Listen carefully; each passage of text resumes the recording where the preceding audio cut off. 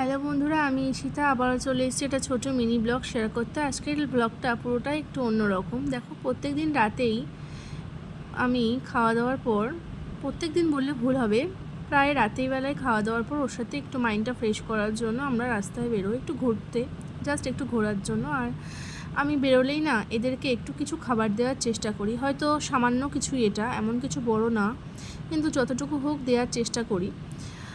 তো সেদিনই একটা দোকানের সামনে দাঁড়িয়ে দেখছিলাম বেশ অনেকেই এরা আছে, তাই এখান থেকে একটা বিস্কুট কিনে নিয়েছিলাম, বিস্কুটের প্যাকেট, সেটাই ওদেরকে দেওয়ার চেষ্টা করছিলাম। হ্যাঁ, আগেই বলে দিই, বিস্কুটটা ছুঁড়ে দেওয়াটা আমার কাছে ঠিক নয়।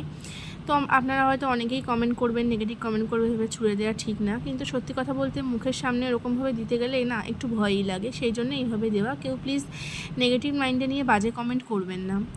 আর রাস্তায় আমি এক প্যাকেট বিস্কুট নিয়ে যতজনকে পেরেছি রাস্তাতে, যারা যারা আমার চোখের সামনে পড়েছে, সবাইকে দেওয়ার চেষ্টা করি। সত্যি কথা বলতে এদেরকে খাওয়ালে না বা এদেরকে কিছু দিলে একটা আলাদাই শান্তি লাগে, যে শান্তিটা হয়তো অন্য কিছুর সাথে হয় না। তাই সবাইকে বলবো, চোখের সামনে এরকম পড়লে অবশ্যই তাদের একটু কিছু খাবার কিনে দেওয়ার চেষ্টা করবেন, সেটা কুকুর হোক, বিড়াল হোক, গরু হোক, ছাগল। ভিডিওটা ভালো লাগলে অবশ্যই এটা লাইক, কমেন্ট, শেয়ার করবে, পাশে থাকবেন। আর যারা যারা এখন আমার পেজটা ফলো করেননি অবশ্যই ফলো করে দেবেন।